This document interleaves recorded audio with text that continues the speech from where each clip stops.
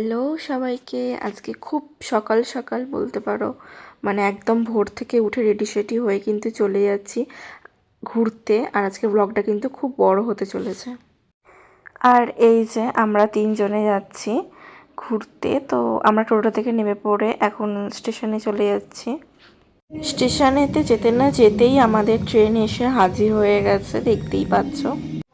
তারপর ট্রেনেতে উঠে পড়ার পরেতে আমরা তিনজনে মিলে একটু হাসি মজা করতে করতে ঠাট্টা করতে করতে চলে গেলাম হাওড়া স্টেশনেতে। তারপর ট্রেন থেকে নেবে এত ভিড় ঠেলে ঠেলে আবার চলে গেলাম অন্য প্ল্যাটফর্মে। ও হ্যাঁ, তোমাদেরকে বলাই হয়নি, আমরা কিন্তু আজকে যাচ্ছি শান্তিনিকেতন।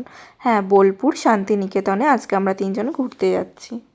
আর আগের ভিডিওতেই দেখলে অরিন্দম আগে আগে হেঁটে হেঁটে চলে যাচ্ছে, কারণ ওর এটা ফার্স্ট টাইম ও বন্দে ভারতে উঠবে, তো সেই জন্যে। আর আমরা এখানে একটা ছোট্ট করে সেলফি নিচ্ছিলাম। তারপর আমরা এখানেতে ট্রেনের মধ্যে উঠে পড়েছি। আর উঠে পড়ে তো আমাদের যে যার জায়গা খুঁজছিলাম। আর যখন ট্রেনের মধ্যে উঠে সিটটা দেখছি তখন তো মনটা খুবই খারাপ হয়ে গেল।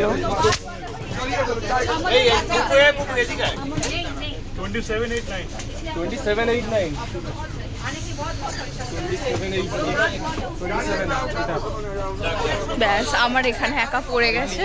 এখানে কপাল দেখেছিস? কি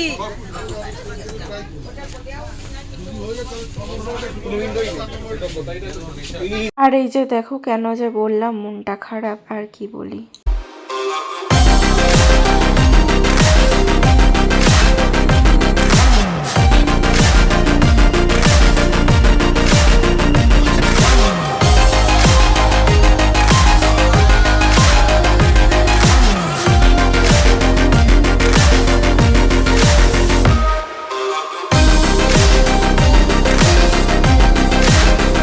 তারপর আমাদের এখানেতে সিটেতে এসে গেছিলো টিকিটটা চেকিং করতে। তো টিকিটটা চেকিং করার পরে আমাদেরকে দিয়ে গিয়েছিল এরকম চা, সকালবেলার ব্রেকফাস্ট দিয়েছিল। তারপরেতে ওটস বিস্কুট দিয়েছিল আর গরম জলের মধ্যে ওই গুঁড়োটা দিয়ে চাটা বানিয়ে আমি খাচ্ছিলাম। আর আমি প্রথমত চা খাই না, তো যেহেতু মানে ট্রেনের চা, তো সেই হিসেবে খেয়েছিলাম। তারপর আমাদের এখানে ব্রেকফাস্টে এটা দিয়েছিল চা দেওয়ার পরে। তো পুরোটাই ডায়েটের খাবার ছিল আর মোটামুটি ভালোই, বাট কোনো রকমে আর কি বলবো, এতটা লেটে ওটাদের সার্ভিস দিয়েছে যে খেতে খেতে স্টেশনই চলে এসেছিলো। সেই জন্য আমরা কোনো রকমে আর কি যাই হোক করে নাকে মুখে খাবারটাকে গুজে আর চলে গিয়েছিলাম বেরোনোর জন্য। স্টেশন চলে এসেছিলো তো সেই জন্য। তারপর গেট খোলার পরে আমরা নেমে পড়েছিলাম। আর জানো তো, আমি যখন আগেরবার বন্দে ভারতে চেপেছিলাম 1 মাস আগে, আমি তারাপীঠ গিয়েছিলাম, তো তখন আমার ফার্স্ট এক্সপিরিয়েন্স ছিল, বাট খুব ভালো ছিল। কিন্তু এবারে সবটাই যেন একটু লেটে হয়েছে। তো তারপর কি বলি, তখন তো আমি ভ্লগ বানাতামও না যে আমি তোমাদের সামনে সব কিছুটা তুলে ধরবো। যেহেতু এখন বানাচ্ছি, তো এখন তোমরা কিন্তু অবশ্যই দেখো। তারপর যাই হোক, ট্রেন থেকে নামার পর ট্রেনও ছেড়ে দিয়েছে। ট্রেন তার নিজের ডেস্টিনেশনে যাচ্ছে আর আমরাও যাচ্ছি আমাদের কিন্তু ডেস্টিনেশনে। তারপর আমরা বোলপুর স্টেশনেতে নেমে ওখান থেকে হাঁটতে হাঁটতে বেরিয়ে গিয়েছিলাম স্টেশনের বাইরে। আর স্টেশনের বাইরে থেকে একটা টোটো বুকিং করে নিয়ে আমরা কিন্তু ওখান থেকে তারপর চলে গিয়েছিলাম আমাদের রুমেতে, হোটেলেতে।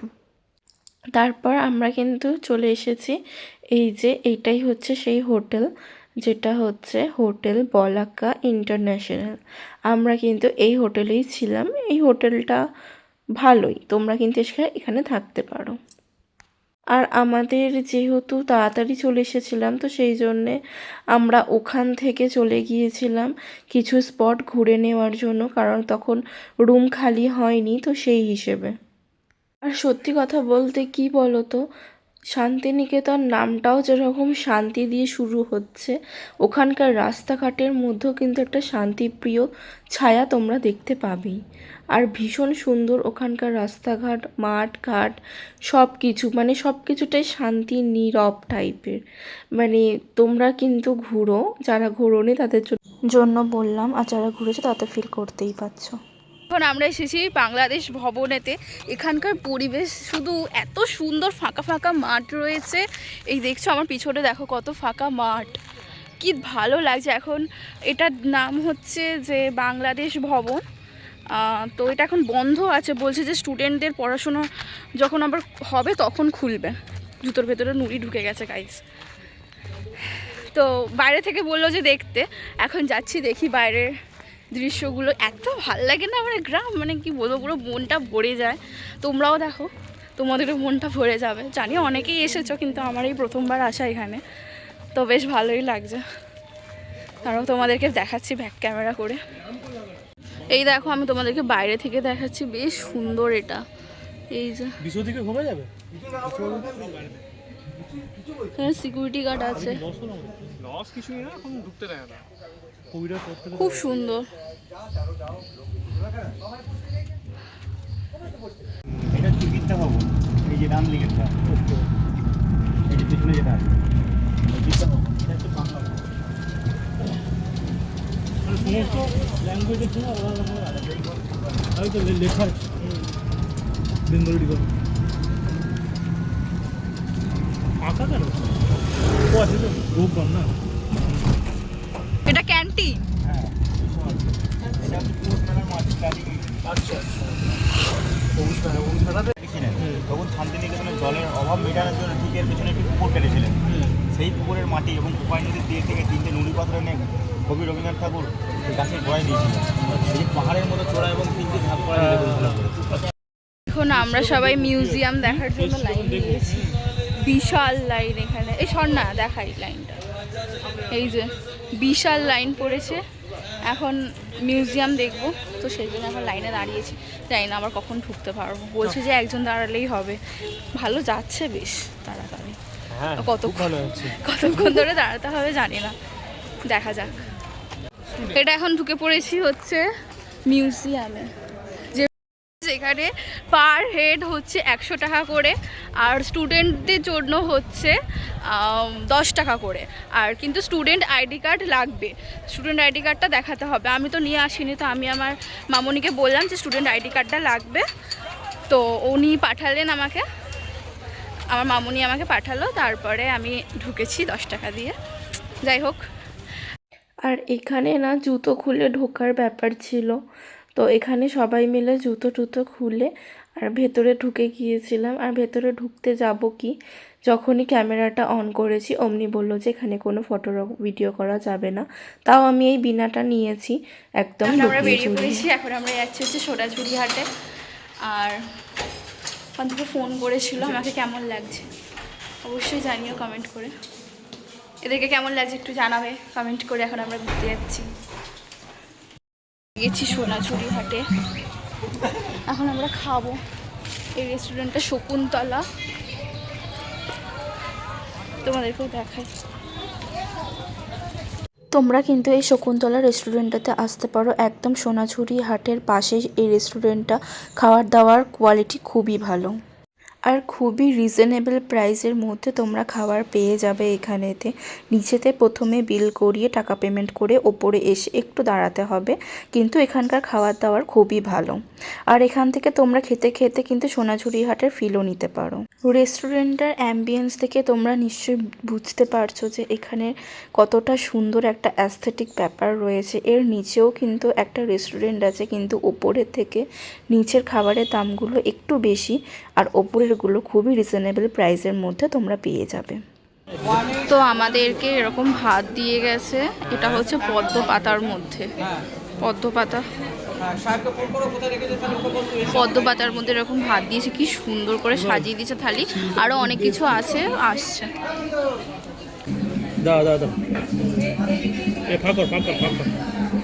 এদের এখন সাজানো চলছে ছবি তুলবে বলে। খাবার আইটেম কেমন, রিভিউ দাও। গাইস সবাই এখানে আসো হ্যাঁ সবাই এখানে আসো গাইস, কিন্তু একটু করার টাইম তোমাদের ওয়েট করতে হবে খাবারের। হ্যাঁ অনেকক্ষণই ওয়েট করতে হবে, একটু না। ভালো লাগছে, বেশ সুন্দর এখানে অ্যাম্বিয়েন্সটা ভীষণ সুন্দর। আর এখানে খাবার দাবারও এখনও টেস্ট করিনি, করে বলছি।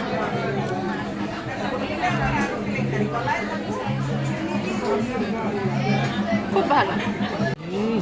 আমাদের এখন খাওয়া হয়ে গেছে। পায়েসটা কিরম করেছে, দারুণ করেছে না? আমার হেভি লেগেছে পায়েসটা। ও এখনও খাচ্ছে, ওর এখনও খাওয়া হয়নি।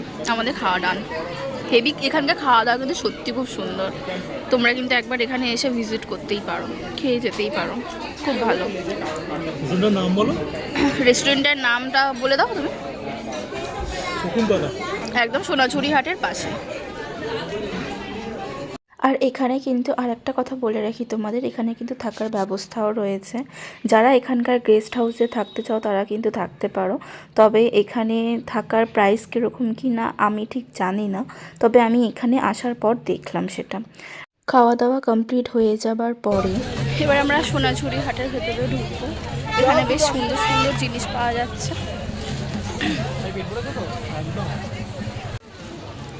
এগুলো কি ব্যাগ? বাহ, এখানে এত সুন্দর সুন্দর। ভূতের আর আগে দিকে কোথায়?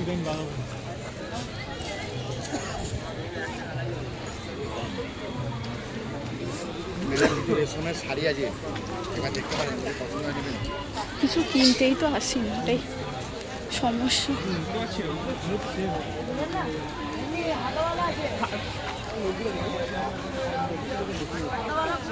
জানো এখানে আমি এমনি জাস্ট ভিডিও করতে করতে যাচ্ছিলাম, এতটাও নোটিস করিনি ওনাদেরকে। আর ওনারা এসে বলছে যে নাচার জন্য, আর ওরাও আমাকে বলছিল যে যা যা গিয়ে নাচ।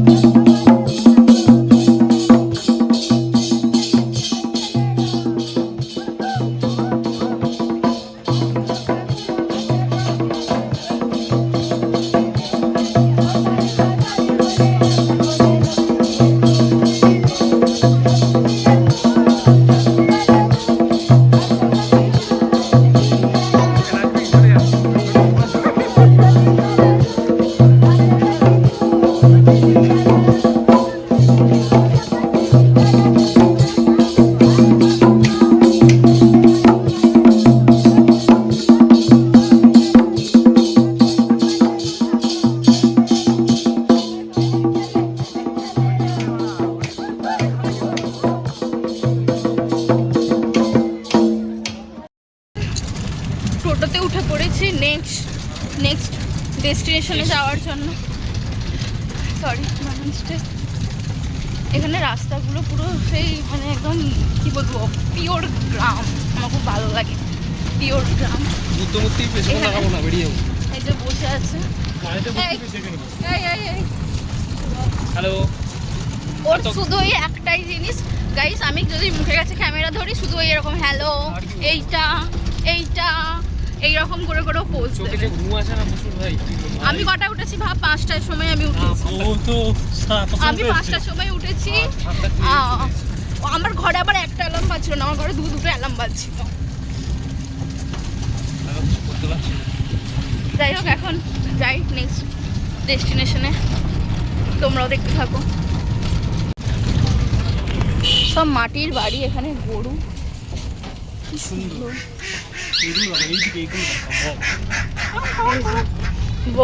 আমার আমার কি ভালো লাগে এগুলো এরকম।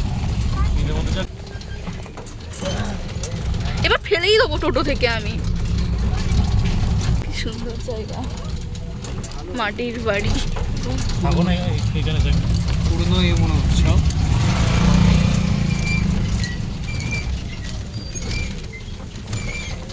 বলবো ভালো আছে। বল। জানো বন্ধুরা, তো কিছু কিছু জিনিস না একদমই ভিডিও এডিট করার সময় না কেটে বাদ দেওয়া যায় না। এত সুন্দর এখানে সব সুন্দর জায়গা আদিবাসীরা থাকে, থাকে গাইস। যেগুলো ক্লিপগুলো যে আমাদের কেটে বাদ হাঁস দিতে মুরগি ইচ্ছাই করে নিয়েই না। হচ্ছে এদের এত সংসার। সুন্দর জায়গা, এত মনোরম পরিবেশ, মানে আমার যদি পেতাম প্রচন্ড আর ভালো লাগে কত গ্রাম। ভালো লাগতো বলো। যদি কোনো আদিবাসীর সঙ্গে আলুপ্রিয়া মুন্সি নাম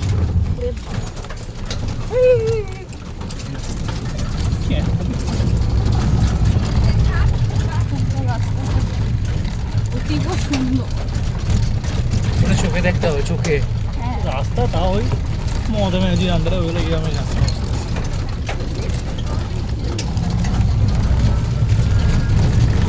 বিজেপি হলে সব চেঞ্জ। হ্যাঁ বিজেপি হলে সব চেঞ্জ হয়ে যায়। এই তো বুদ্ধ মূর্তি।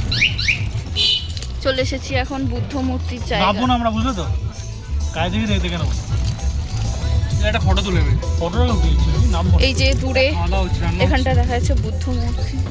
এখানে আর নামলাম না এখানে, এখান দিয়ে দেখে নাও ভাই।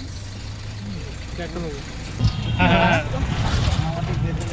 হ্যাঁ হ্যাঁ হ্যাঁ এই ভিডিওটা এই রাস্তাটা দিয়ে কিন্তু রবীন্দ্রনাথ ঠাকুর রাঙামাটির দেশে যা এই গানটা গাইতে গাইতে এই এটা পুরো রাস্তা দিয়ে এটা পুরো হেঁটেছিলেন। লাল মাটির রাস্তা। মানে এই পথে গানটা গিয়েছিল।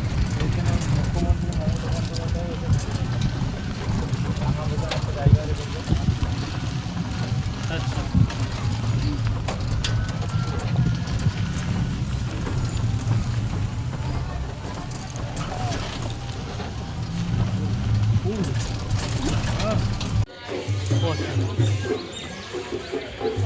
চলো দাঁড়ি ফুলগুলো তুলে নিই।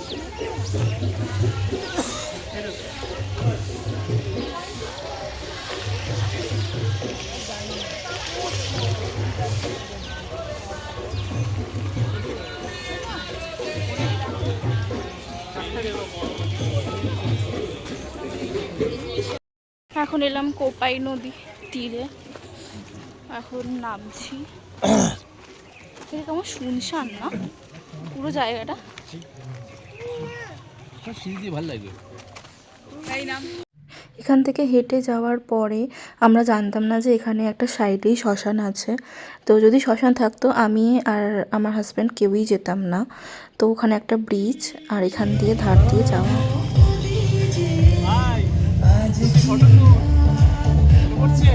হ্যাঁ, প্রি ওয়েডিং শ্যুটে এখানটা খুব সুন্দর ছবি তোলার জন্য আমরা ওখান দিয়ে আসলাম।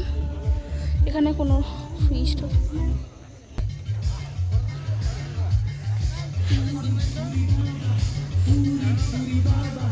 আমরা কোথায় যাচ্ছি এখন এরকম করে করে।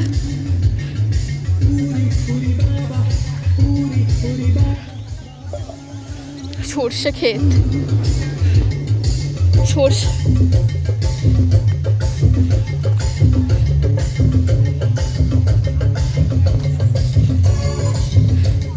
এই যে সর্ষে ক্ষেত, সানসেটটা কি দারুণ লাগছে। লাস্ট আমরা চলে এসেছি, এটা হচ্ছে জমিদার বাড়ি, ঠিক আছে, বোলপুরে।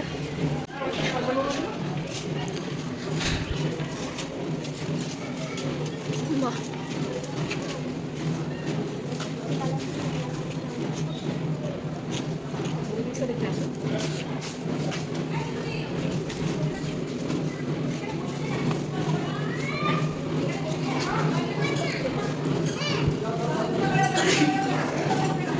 এটা হচ্ছে সরস্বতী।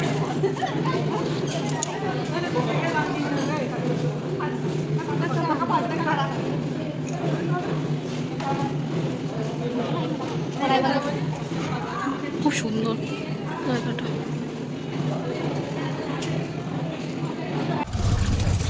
আমাদের এখন ডে 1 ব্লগ আজকে এখানেই এন্ড করছি। আমরা লাস্ট দেখলাম হচ্ছে এই জায়গাটার নাম কি ছিল? জমিদার বাড়ি, যেখানে যে ঢাকের তালে কোমর তোলে দেব এসে কিন্তু শুটিং করে গেছে। পরাঞ্জয় জলিয়ারে। হ্যাঁ, পরাঞ্জয় জলিয়ারে সিনেমার নাম। তো চুপ করো। আর আজকে এখানে শেষ করছে। কেমন লাগলো ভিডিওটা অবশ্যই জানিও। আর যদি কমেন্ট করতে একদম ভুলবেন না, বলো, তাই না? বলো। লাইক শেয়ার অবশ্যই অবশ্যই, এটা হচ্ছে বুস্ট করে আমাদের ভিডিও কন্টেন্টের জন্য। হ্যাঁ, অবশ্যই কিন্তু লাইক কমেন্ট আর শেয়ার করে দিও। Thank you. আমি বলাকা রেস্টুরেন্টে এসেছিলাম, আর এখানে এসে একটা জিনিস হলো, মানে আমি দেখেছি যেটা তোমাদেরকেও দেখাচ্ছে, তোমরা হাসবে দেখলে। আর এখানেতে মানে রেস্টুরেন্ট আছে বললো, ওপরেতে এসে দেখলাম বাল আছে, কিছুই নেই। বাট এটা আমি বুঝতে পারছি না কোন ইঞ্জিনিয়ার বানিয়েছে। এই যে সিঁড়িটা গেছে, এই সিঁড়িটা ঠিক কোথায় গিয়ে উঠছে আমি বুঝতে পারছি না। তোরা কিছু বুঝতে পারছিস? মানে ঠিক কোন ইঞ্জিনিয়ার বানিয়েছে স্বর্গের আমি সিঁড়ি জানতে guys। চাই। স্বর্গের সিঁড়ি থেকে লাটটা মারবে, একবার উপরে চলে মানে সিরিয়াসলি কোন ইঞ্জিনিয়ার করেছে এই সিঁড়িটা? কি অবস্থা গাইস, তোমরা শুধু দেখো একবার। ভেবেছিলাম ব্লগটা করবো না, কিন্তু একেবারেই হোটেলে ঢোকার আগে একেবারেই ওপরে এসেছিলাম একবার জিজ্ঞাসা করতে। তো এটা দেখে তো জাস্ট আমরা অবাক।